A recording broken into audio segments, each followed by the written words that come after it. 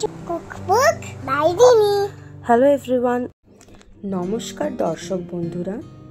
Cookbook by রিনিতে আপনাদের সবাইকে অনেক অনেক স্বাগত। আজকে আমি আপনাদের সবার সাথে কই মাছের ঝোলের রেসিপি শেয়ার করছি। রান্নাটা মা কাকিমাদের যথেষ্ট একটা সহজ রান্না এবং খুবই পুষ্টিকর রান্না। প্রথমেই তার জন্যে আমি একটা মশলা তৈরি করে নিয়েছি এখানে। সেটার জন্য পেঁয়াজ, টমেটো আর কাঁচা লঙ্কা পেস্ট করে রাখছি। আর যে মাছগুলো নিয়েছি সেটাতে নুন, হলুদ আর অল্প একটু সরষের তেল দিয়ে মাখিয়ে রেখে দিচ্ছি, যাতে এই মাছটা ভালোভাবে নুন হলুদ ভেতরেও ঢুকে যায়।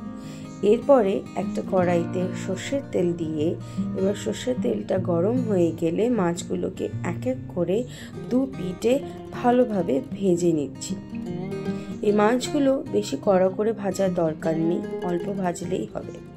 এরপরে মাছগুলো তুলে রেখে ওর মধ্যে সেই কড়াইতে সেই অল্প তেলের মধ্যেই আমরা জিরে ফোড়ন দিয়ে আর যে মশলার পেস্টটা করে রেখেছিলাম পেঁয়াজ লঙ্কা দিয়ে সেইটা অ্যাড করে ওপর থেকে নুন আর হলুদ দিয়ে ভালো করে মাছের মশলাটাকে আমরা কষিয়ে নেব।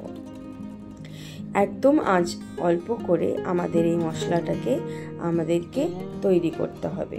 এরপরে যেই মিক্সিতে আমরা মশলাটা পেস্ট করেছিলাম সেই মশলাটার ওইটার থেকে জল দিয়ে ভালোভাবে পরিমাণ মতন ভালো করে এটাকে এবার ফুটতে দিতে হবে। একবার এই ফোটাটা স্টার্ট হলে ভালো করে তারপরে ওপর থেকে যে মাছগুলো আমরা ভেজে রেখেছিলাম সেগুলো অ্যাড করে দিচ্ছি। বাস আমাদের রান্না একেবারে তৈরির দিকে। ওপর থেকে কিছুটা কাঁচা লঙ্কা দিয়ে আর ওপরে নামানোর সময় কাঁচা তেল দিলেই আমাদের কই মাছের ঝাল একেবারেই রেডি। গরম ভাতের সাথে এই রান্নাটা খেতে অপরূপ লাগবে।